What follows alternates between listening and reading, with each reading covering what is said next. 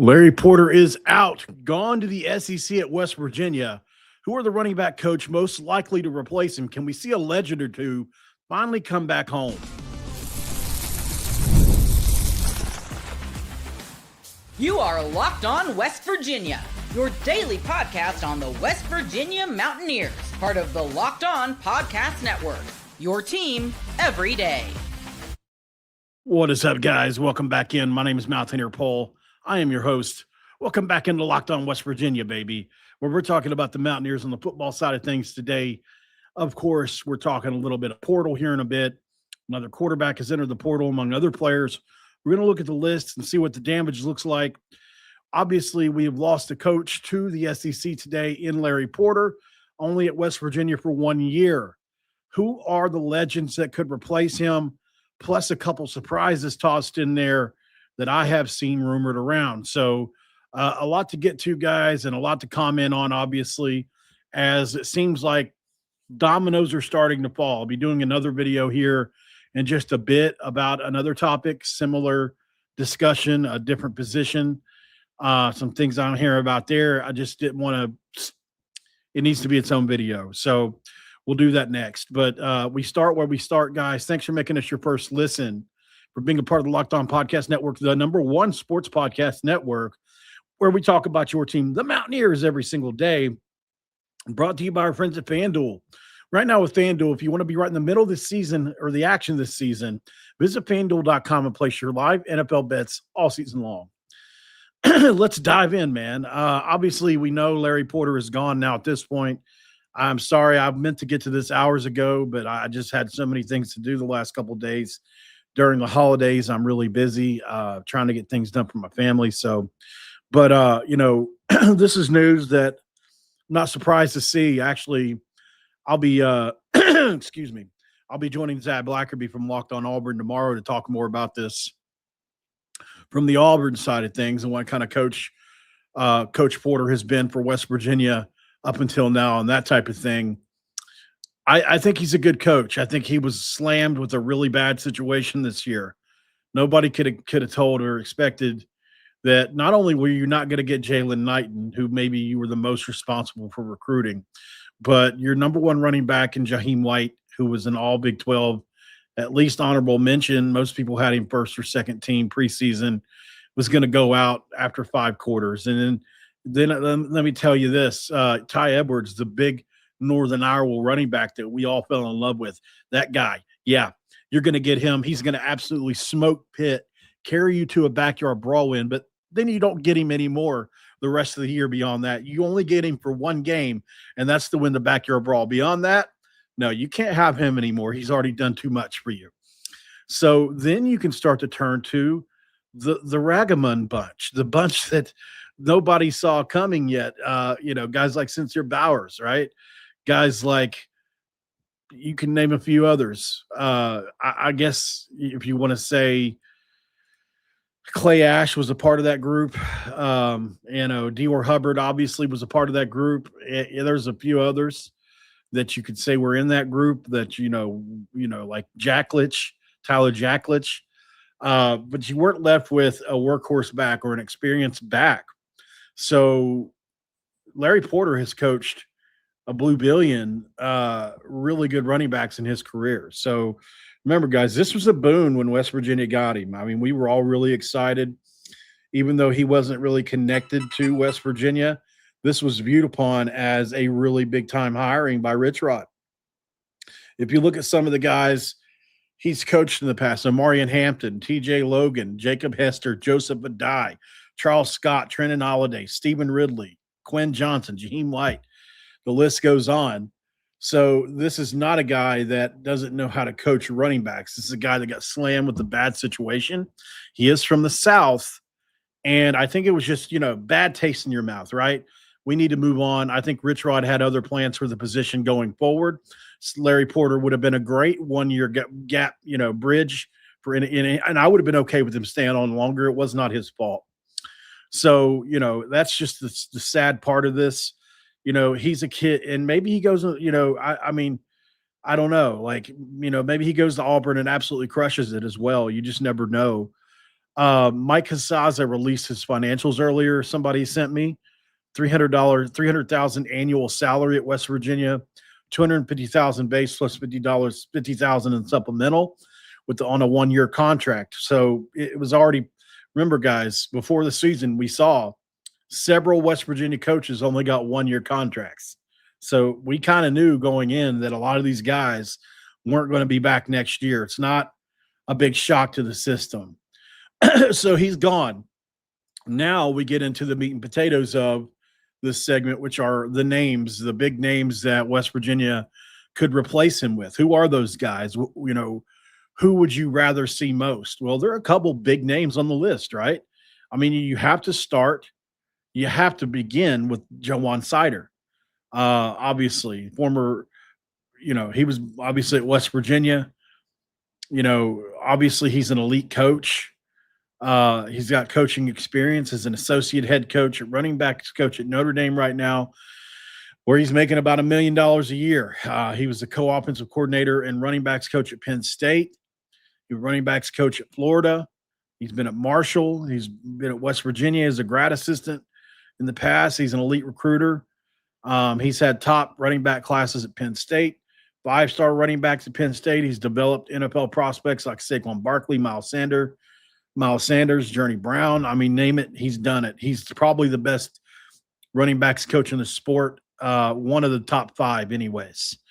And he's got that associate head coach title, which Zach Alley has at West Virginia. So how do you pull this off whenever he's, how can you give him a better title at West Virginia? Well, I don't think you can, unless you're really creative. You're going to have to get really creative. And at the end of the day, the money's what matters, right? So if you look at the salary at Notre Dame, $725K a year, significantly higher than what Porter was just making, and the associate head coaching title. So he had a similar salary at Penn State. Obviously, there are other things factoring in here that I think a lot of people have pointed to, especially social media. Jaron Hughley is his nephew. So that's a 2026 quarterback commit for West Virginia.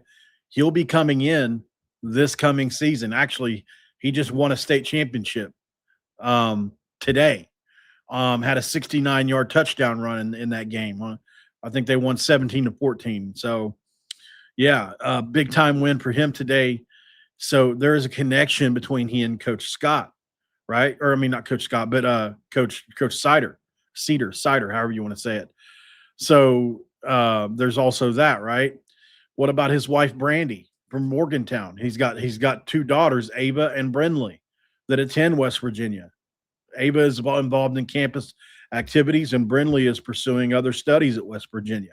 So there are strong family and alum connections, which make him a high-profile fit for Rich Rod and staff, though poaching from Notre Dame would be a major salary bump, and it would be a major deal to even try. I mean, it would rival what you would needed to do almost Zach Alley style. Like, if you could poach a coordinator / running backs coach from Oklahoma and Notre Dame in back-to-back years, you want to talk about being on the right track? This would be right on the right track. Obviously, so anyways, I think he makes the most sense if you can make it happen, but he's also the hardest one to get, right? So it's for a reason. I do think there's a way. When you consider all the factors, he's got 2 daughters at West Virginia. He's got a wife from Morgantown. His nephew's coming here. There's a lot there on the there's a lot of meat on that bone that if you can make the other factors be factors, you got a shot here, I think. So moving on to, you know what? We should probably go to break. We'll come back. We'll look at Chad Scott next. As we all know, he was just released by Texas. Was that timing weird or what? Was there something already in play? Talk about that next. And this episode of Locked On West Virginia going to be brought to you by our friends at Aura Frames. And we're talking about Aura Frames here for a reason. It is that time of year, guys. Did you know that? The holidays are officially here, which means gift hunting season is on. And if you want something meaningful, personal, and guaranteed to get a reaction, Aura Frames is a gift that delivers every time. It's not just something you wrap, it's a way to share memories.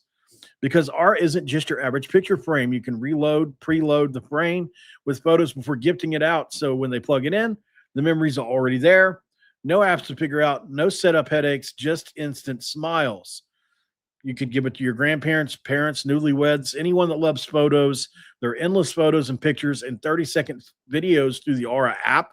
And it's a holiday gift that actually gets used. It's not forgotten in some drawer somewhere. For a limited time, save on the perfect gift by using auraframes.com to get $35 off Aura's best-selling carbon matte frames, named #1 by Wirecutter. But if you want to use the promo code college at checkout, that would be cool. That's AURA frames.com, promo code college. The deal is exclusive to listeners, and frames do sell out fast. So order yours now, get it in time for the holidays, and support the show by mentioning us at checkout. Terms and conditions will apply.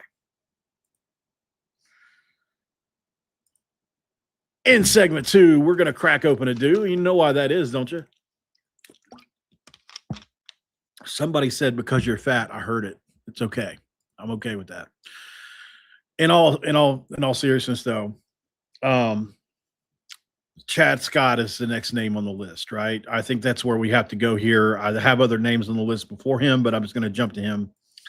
As we know, he's been North Carolina, Kentucky. He's been the running backs coach everywhere he's been. He's really good at it. There are people out there making arguments saying that Jaheim and CJ got worse as they were at West Virginia, but I don't necessarily think that's the case. There were injuries in both cases. You can't control injuries, and you also can't control your head coach, Neil Brown. That's just how the entire team was moving, actually. So you got to consider that, right? He did produce 1,000-yard rushers at West Virginia. Letty Brown, C.J. Donaldson, over his time at West Virginia, went over 1,000, I believe. So he's a really strong recruiter. We know that. And he was the interim head coach for West Virginia's 2024 Frisco Bowl. So, he's been dismissed from Texas after one season, and the run game struggled amid some injuries. But man, CJ Baxter is available too. And I know that makes a lot of us really happy to think that could be a possibility, but it would be really difficult. He made a lot of money as well in 2025, right? So he made $700K there. That's another guy that's going to command that type of money, right? I mean, if you're going to be paying that type of money, you might as well give it to Seider. I always say Cedar, in my opinion. But I mean, Scott's not a bad replacement at all here. I really do love him. I think he's still going to be a head coach someday, and he's already got the West Virginia ties. He's already knows the program history. I think he's capable of coming in and conforming to what Rich Rod does pretty easily, and would be just the perfect fit in my opinion. So hopefully Chad Scott can make it in here. A couple other guys to keep your eye on. Okay, these are guys just to keep your eye on.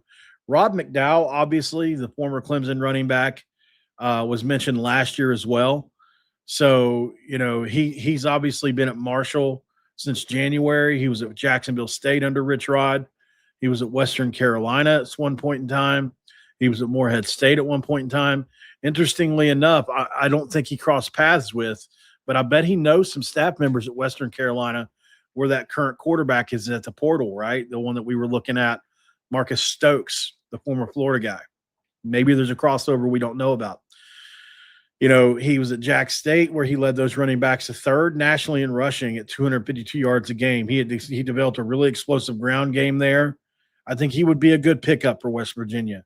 Like I said, he's currently at Marshall as their run game coordinator. He would be a cheap option that you could use and maybe go all in at the offensive line coach position if you want to go all in somewhere. I don't know. There's a couple different ways you could do this, but I do think he would be a good pickup. Obviously, the relevance is he's connected to Rich Rod from Jacksonville State. He's got the in-state familiarity with Marshall, and he already knows what the spread option attack is like. He's already knows the scheme. So there's no big deal with him learning in the scheme, right? Another coach that I've seen tossed around is Tony Alford. He's a Midwestern roots guy. He played at Colorado State. He's obviously been the run game coordinator at Michigan since 2024. So I think that's why a lot of people think he could be a fit. I'm not against it at all. I think he's definitely somebody that you look at and say could be a fit. Absolutely. He was also running back coach at Ohio State from 2015 to 2023. We know the kind of running backs they had.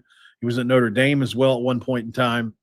And he's obviously been regarded as one of the best running back coaches in the country over and over again. Ezekiel Elliott, J.K. Dobbins, Travion Henderson. I mean, name it. He's developed them.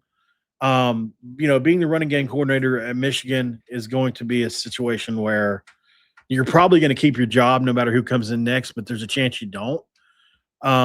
Your salary is big. It's a little bigger than even Seider's at $850,000. So, that's like almost 3 times what you're just paying Larry Porter.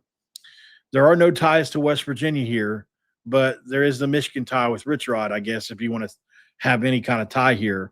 There's Big Ten experience, which could appeal to Rich Rod. Obviously they have elite running games in the Big Ten for the most part, and he's been an elite developer. So he's a guy that pie in the sky, but you want to throw the name out there. And then another one that I think is interesting. I was looking through. I was talking with Locked On Oklahoma State, not Locked On Oklahoma State, but another guy that does Oklahoma State content. And I was asking him about the coaching staffs switching over from North Texas to Oklahoma State. And one guy that hadn't came yet, but is a really good coach, is Patrick Cobbs, the former NFL Dallas Cowboy. He played at North Texas, right? And he's been their run game coordinator since 2019. And, he's a North Texas guy through and through, Hall of Famer there. But, I mean, at the end of the day, you're a coach, you're in the ranks. Sometimes you have to leave home, right? And he's developed really good players, DeAndre Torrey, Oscar Attaway, and their running game this year was elite. So you look at it, he's also got a really good running back, I think, that could probably enter the portal with him. And his salary is really good, but it's doable at $200K. I mean, that's really good for a G5. I mean, this is almost as good as you can get G5. That's better than some P4 schools pay their running back coaches. There are no ties here. The only tie is the speculation is what if Chad Scott goes to North Texas? Then what does that do with him? Right? At least that's my thought process on it. And the fact that he hasn't gone to Oklahoma State yet signals that either he's staying at North Texas, which opens up Chad Scott, or Chad Scott's replacing him, in which case he will have nowhere to go. I think he's somewhere to, just somebody to keep an eye on. You never know. So that's the list. There's a lot to it, obviously. I certainly think that there is a lot of names on there. You can't go wrong with any one of the guys I mentioned, I don't think, personally. I mean, if you look at the names that I've come up with, which are all popular, Jawan Seider obviously is number one. Probably Tony Alford, number two. Chad Scott, number three. Probably a tie between Cobbs and McDowell, although McDowell has been productive with Rich Rod before. So, that's something to keep in mind. But, I mean, any one of these few dudes here would be perfect. I think you could expect some production. And it's something, I think, and Rich Rod's going to make it an elite hire. This is something that we know he has the funds to do, and we know he has the support to do. So let's let him do it. I do expect that there will be more changes coming here in the next couple weeks, maybe days. I don't know the timeline, but just based on some conversations I've had the last couple of days, it's clear that there are some people not staying in their jobs. I don't know who, and I really don't. I just know that there's going to be changes coming. So we'll see what happens there. But at the end of the day, guys, like I said, there are a bunch of good coaches out there that could do this job. You just need to, I think, first and foremost, you need an elite recruiter. In this day and age, you have to be able to get the best players. It's just the way it is. Obviously, money does that for first, but when the money's even or close, you got to be an elite recruiter, right? You've got to be able to talk kids into to why your situation's better. So, which one of these guys, obviously, Seider is right up there as one of the best there is. I think Scott is an elite relationships guy. And some of the other guys I don't know about as much, but I'm assuming that, especially a guy like Tony Alford would be just an incredible pickup. I mean, there's got to be a reason he's been, so sought after in his career. Somebody just asked me if I've talked about Rich Rod going to Michigan. That's hilarious. Of course not. If that happened, it would be, obviously it's not going to, this is just a joke, but like if that happened, can you imagine what would happen? Morgantown would literally, it might implode. I have no clue what would happen then. It's something that would happen to us. Or actually, what I thought about too, I don't know if there was true or not. You never know on X, man. Because you got to check the profiles. Somebody was reporting that the AD at Michigan's out, which makes sense based on this whole debacle. You might just want to cleanse the whole thing, but yeah, I mean, could you imagine if Wren or somebody, like, they take Beeline when he's in his prime, they took Rich Rod when he was in his prime, Wren is in his prime now, and they might come after Wren. Could Michigan come after another West Virginia just right when he's killing it? We're about to go to this big portal run, we think, in January, and now this happens, and maybe, Wren could be up for another job opportunity. If he didn't go to Oklahoma, if he didn't go to Oklahoma State, if he didn't go to Missouri, I mean, I don't know. I don't see him leaving again, but Michigan would be impossible to turn down. It's like there's maybe two jobs that are better. As an AD, I mean, it's like Ohio State, Michigan, Texas, not even Bama is to those level, in my opinion, as far as AD jobs. Yeah, Michigan's an elite AD job. It just is. You can't say there are many better, but I don't think, they'll have their pick of the litter, whoever they want in the world they can get. So we're going to break again. On the other side, guys, we had another quarterback into the portal today. Is that a big deal? Did we make a mistake by letting Khalil Wilkins go? I want to talk about that. And this episode of Locked On West Virginia going to be brought to you by our good friends at FanDuel. With FanDuel, y'all, did you know NFL Sundays move fast? One big play and suddenly everything feels different. That's what makes live betting with FanDuel so damn exciting. You're not just watching the game, you're reacting to it in real time. And with FanDuel, you can place bets as the action unfolds. Every drive, every momentum swing, every highlight moment. Live betting is best when the game starts to shift. A receiver gets hot, the defense tightens up, a momentum flip happens after a turnover. FanDuel lets you jump into that moment if you want. There are live spreads and money lines that do adjust instantly. You got player props updating as guys heat up, and then not to be outdone by the other two. You can bet next touchdown scores, drive results, totals, and more, basically keeping you locked into every single snap, every single drive, and every single possibility. So if you want to be right in the middle of the action this season, it's pretty simple stuff. You visit FanDuel.com and you place your NFL live bets all season long. Do that today on FanDuel. The game moves fast, so can you.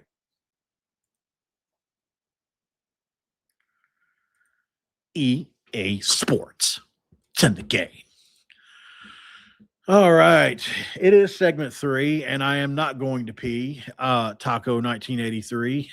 What a name. Jimmy McKenna, Merry Christmas. Thank you for that. Merry Christmas to you and yours. Happy holidays. Hopefully you guys are all having a good holiday. I said it during Thanksgiving. If any of you guys are alone this holiday, or, you're struggling, you don't have somebody to reach out to, please don't hesitate to reach out to me. I don't always answer quickly, but I do answer.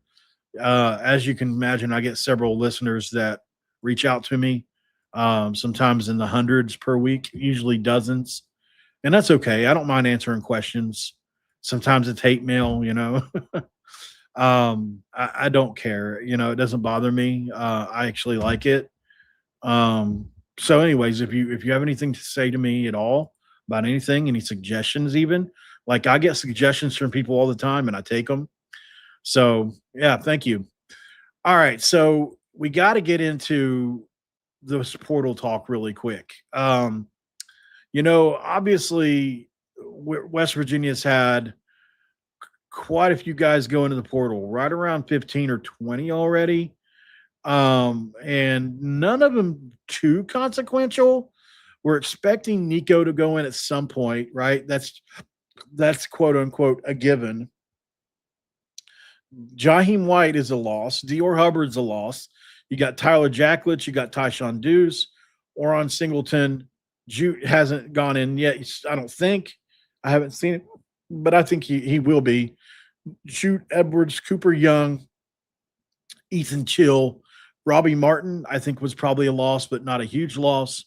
Adam Tomczyk, Mike Hasty, Devontae Golden Nelson, William Davis, Caleb Gray, and Zay Jennings. But today, another name was added to that in quarterback Khalil Wilkins, the dual threat quarterback who took our breath away at times this year and made us hold our breath other times.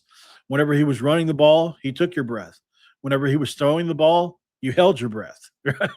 So, he had his his ups and downs. I think this kid is going to be really good someday. Of all the players we've had leave so far, he may have the most upside. He's got to fix his throwing mechanics in motion a little bit. He's got to figure out a way to be able to throw intermediate passes. And he's got deep passes down pretty well, but his intermediate game, not really good. His short game is decent. It's both of them need a lot of fixing. I don't know if it's arm angle. I don't know if it's release. I don't know if it's footwork. I have no clue. He's kind of got he's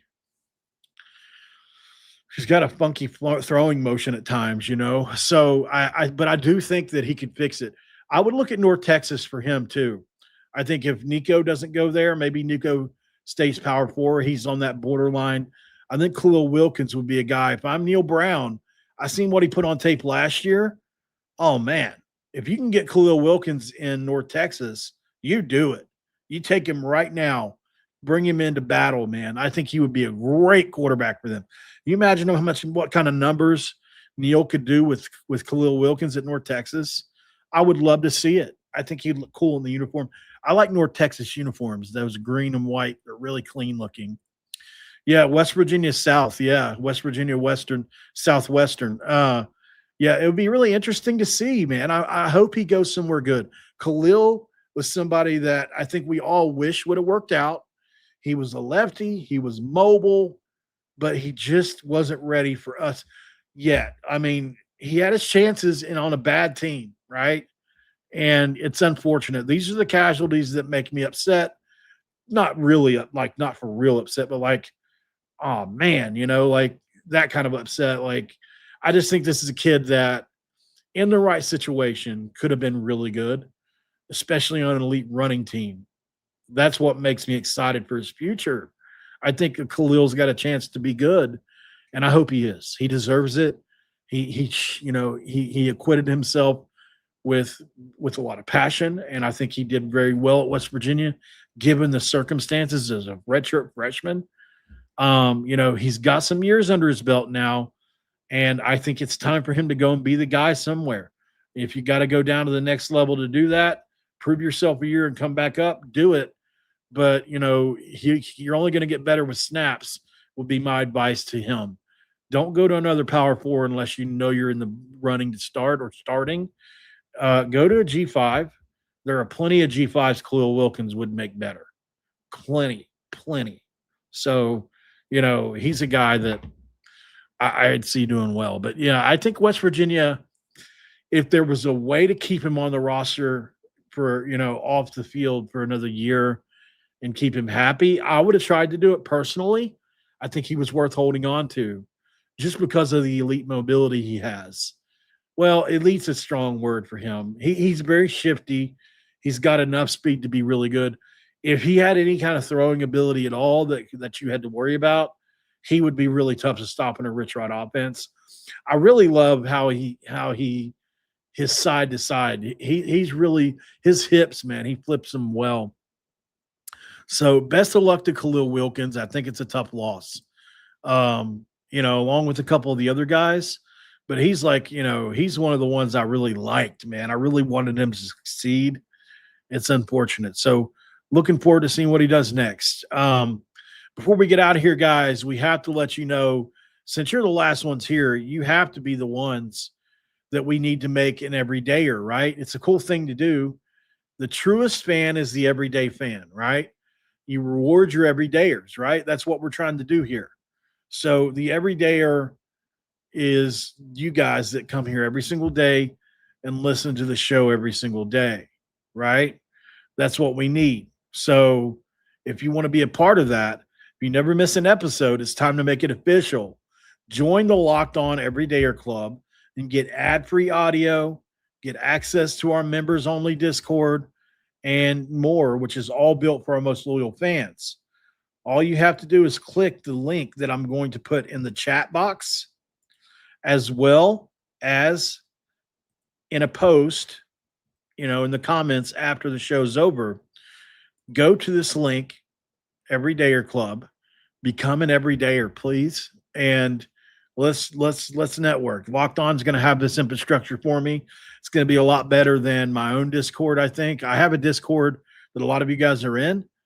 It's free and I like it, but at the same time, this benefits my job and what I do much more. So, those of you, if you are already in the Discord, I would appreciate it if you could do this. I'll be more active. I'm not active enough in my Discord as I should be. I need an intern badly. If you guys know anybody that's an intern, that's in college, that wants to be an intern, it'll be a tough job. They're going to have to deal with some hate, things like that. But I mean, I'll pay somebody. If you guys know somebody that's willing to do that job, it's going to be a 7 days a week kind of thing, or maybe 5 days a week, at least. That way I need somebody to help with social media and different things that sometimes I lack on, YouTube shorts, that kind of stuff. Can be taught, all of it, and I'll pay well. Thank you guys so much for joining in on this one. Obviously, Larry Porter's gone. Wishing him the best. I thought he bought into the hard edge philosophy. He talked about it a lot. I felt like he tried his best in a really, really tough and bad year for West Virginia football overall, where we were just snake bitten as much as anybody in the country. So good luck to Coach Porter. I hope he kills it at Auburn. Looking forward to talking him up on the Locked On Auburn podcast tomorrow morning. And we're looking forward to seeing who we bring in next. Speaking of next, I'll be talking about the offensive line room coming up next here in just a bit. Got some intel on that you will want to be privy to on the next episode of Locked On West Virginia. Make sure you're here for it. The next video you see go live here in an hour, you want to be there for that. We'll talk about that and more in just a bit. Thanks for making us your first listen. Make Locked On Big 12 your second listen, and we'll see you tomorrow. Well, here in a little bit. We're out of here. Don't forget to cue those country roads.